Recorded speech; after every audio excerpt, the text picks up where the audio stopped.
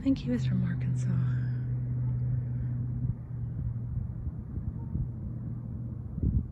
The next chance you get, do something nice for somebody.